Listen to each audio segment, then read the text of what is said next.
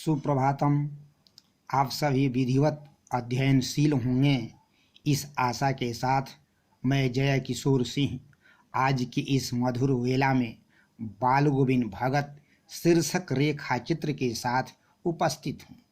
आज मैं आपके समक्ष इस रेखा चित्र के पात्र भगत के बेटे और बहू के चरित्र को चित्रित करूँगा। जैसा कि आप सभी जानते हैं कि यह रचना चरित्र प्रधान है।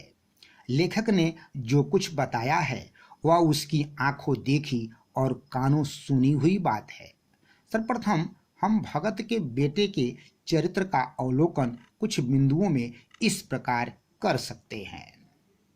वह सीधा सादा था, बिन बुलाए नहीं बोलता था।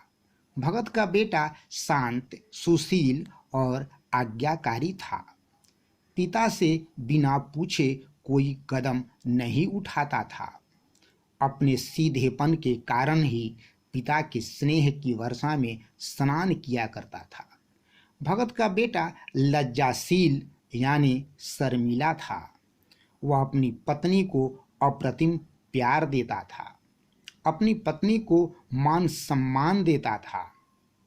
वह सदा ही अपनी पत्नी के सुख की चिंता करता था।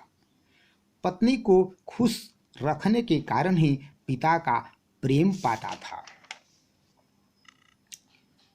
भगत के बेटे के चरित्र के अवलोकन के पश्चात उनकी बहू के चरित्र की विशेषताओं पर विचार अपेक्षित है, जिसे लेखक इस प्रकार बताया है। भगत की बहू सीधी सादी एवं कर्मठ थी। वह एक सच्ची धर्म पत्नी थी। सदैव पति के सुख दुख का भागी बनी रहती थी। ससुर एवं पति के आदेश का पालन करती थी। ससुर एवं पति सेवा को सर्वोपरि मानती थी। जो कुछ मिलता उसी में संतोष करती थी। किसी को जवाब नहीं देती थी। कर्म पर विश्वास करती थी। वह सबको आदर देती थी। ईमानदार एवं निष्ठावान थी। कर्तव्य के प्रति जागरूक एवं अधिकार के प्रति संतोषी थी।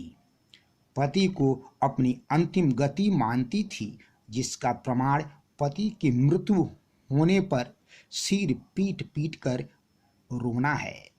विधवा होने के बाद अपने ससुर की सेवा भगवान की सेवा मानती थी।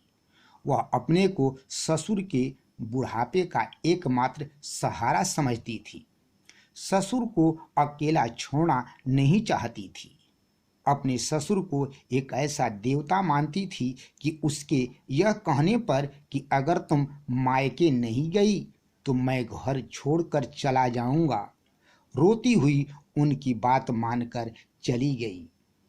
इस प्रकार भगत के बेटे और बेटी सदृश बहू का चरित्र पूर्ण पाक एवं साफ देखने में लगता है।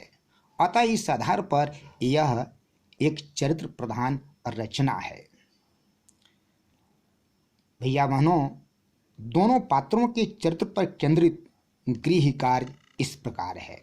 भगत अपनी बहू को बेटी क्यों मानते थे?